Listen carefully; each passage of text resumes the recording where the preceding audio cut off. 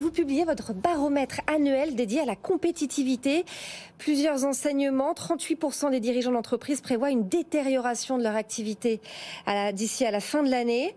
Ils sont même 64% à être très peu confiants dans la capacité du pays à se réformer pour gagner en compétitivité. Pourtant, on est quand même le pays qui attire le plus de capitaux étrangers.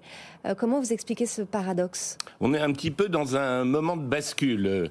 Vous citiez ce chiffre, 38% des entreprises qui sont inquiètes pour un éventuel ralentissement de leur activité dans les semaines et les mois qui viennent. Bon, ça, en même temps, c'est pas la peine d'avoir une boule de cristal. On voit bien que devant nous, ça va se compliquer. Alors ça va tanguer en 2023, ça, on est d'accord, mais ça veut dire à contrario que 62% des entreprises ne voient pas aujourd'hui ce ralentissement venir. C'est une bonne nouvelle alors. Donc ça, c'est plutôt une bonne nouvelle. À très court terme, quand même une majorité des entreprises, ça tient. 2023, elles sont une majorité à estimer que oui, ça va tanguer.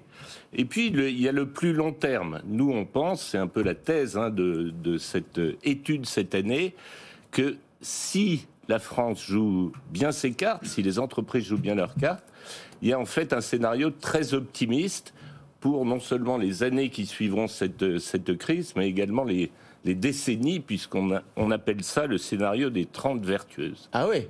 Ah donc, du coup, alors on change d'angle là, c'est super. Non, oui, mais si, c'est ça qui est intéressant dans votre rapport, vous dites si les politiques publiques continuent à être pro-business, qui n'est pas forcément le cas, c'est bien mis en avant dans le rapport.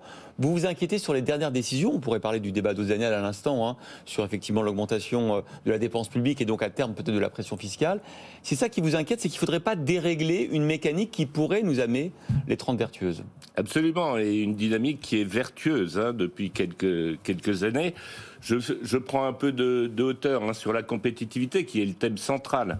C'est la compétitivité qui va générer de la richesse pour le pays et donc pour le pouvoir d'achat des Français.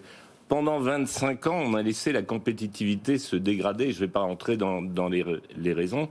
Et depuis 2015, une série de mesures fiscales sur le droit, sur la bureaucratie, qui ont permis d'arrêter ce déclin et de commencer un redressement. On le voit bien dans l'industrie, puisqu'en 2021, pour la première fois depuis longtemps, on a ouvert des sites et recréé de l'emploi dans l'industrie. Donc la question, c'est l'instant T. Aujourd'hui, est-ce qu'on peut continuer à amplifier cette courbe ? Et est-ce qu'il y a encore des freins aussi ?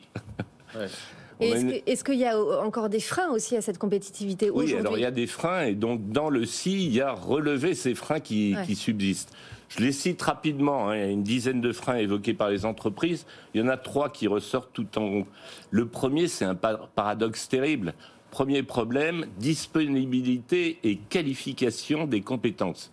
C'était un atout historique de la France, c'est devenu un problème, gros chantier, il faut le résoudre. Les 2 autres sont des boulets permanents qui se sont un petit peu allégés. C'est la fiscalité et c'est le coût du travail qualifié. On n'a plus de problème de coût du travail non qualifié. On a aujourd'hui un problème de coût du travail qualifié. Et vous le savez, c'est ça qui est lié, qui fait le lien avec l'innovation et avec l'industrie. Donc ces deux boulets, il y a eu du travail. Je prends juste sur les impôts de production. 10 milliards de baisses déjà, 10 milliards supplémentaires annoncés. À la fin de ces baisses, il nous reste 50 milliards. Par rapport à l'Allemagne. Par rapport à l'Allemagne.